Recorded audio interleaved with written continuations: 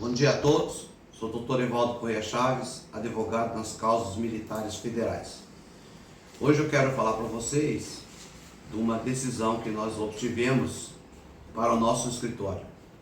Então essa decisão saiu dia 6/2/2023. No caso, foi solicitado para esse militar das Forças Armadas do Exército seja concedida medida antecipatória inadita, altera partes, culminando com a melhoria da reforma, bem como auxílio invalidez e isenção do imposto de renda. No caso, foi dada a sentença e foi julgado procedente em parte esse processo. Tá? Não foi deferido o posto acima porque já tem outro processo, então houve litígios. Mas foi concedido o auxílio invalidez, inclusive a contar de 2010, nós temos 22, foi contado 2010, foi quando constatou para esse cliente alienação mental. Então foi dado parecer do Ministério Público, nesse caso vai para o Ministério Público, tá? E então foi deferido uma sentença os pedidos. Então, o jogo procedente de pedido de auxílio invalidez, nos termos do artigo tal, condenando a ré a pagar os valores atrasados, no caso a União Federal, Exército Brasileiro, desde 2010. E aí tem os cálculos, né?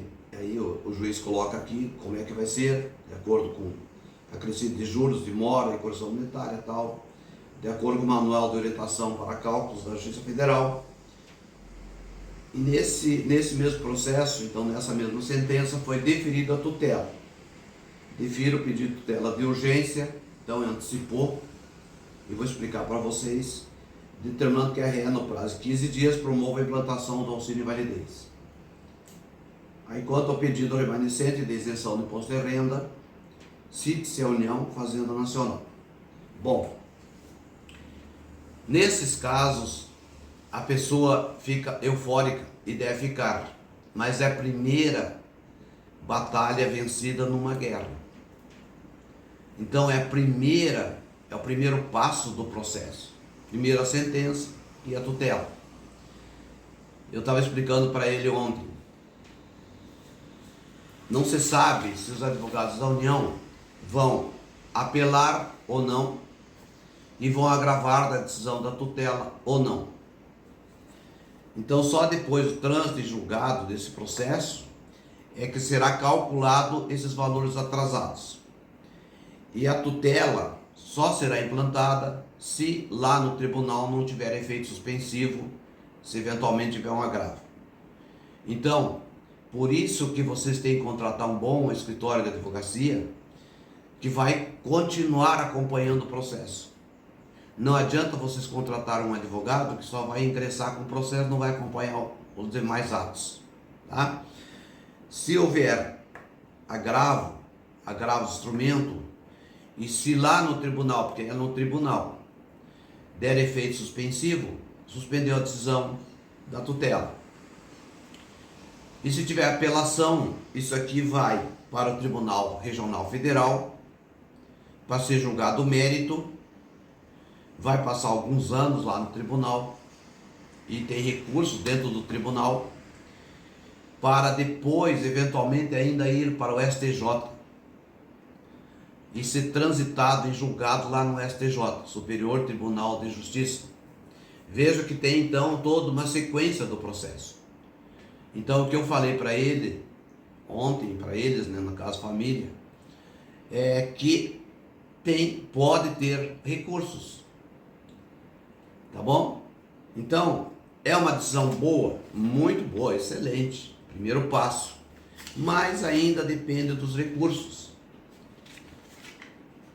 Então, você que está aí com injustiçado, procure um bom escritório de advocacia. Os advogados estão sendo considerados, entre aspas, por fazer uma analogia, que nem médicos. Quando você tem um problema ortopédico, tu não vai procurar um ortopedista? ou tu vai procurar um clínico geral? Lógico, se não tiver na tua cidade, um ortopedista não vai. Mas tu vai procurar um ortopedista. Então o advogado tem que ser procurado o melhor naquela área. Não seja enganado. Porque tem vários atos dentro do processo. Não é só entrar com o processo, como o pessoal fala assim, vou entrar com processo, entrar com petição. Não. Tem vários atos dentro do processo que é bom que o advogado conheça. Senão, você pode perder o processo. Então, nesse caso aqui, a sentença foi excelente, mas ainda tem mais passos a ser dados dentro do processo. Tá bom? Procure um bom advogado e não se deixe ficar injustiçado. Um bom dia a você, um bom dia à sua família, fique com Deus, que Deus abençoe a família de você.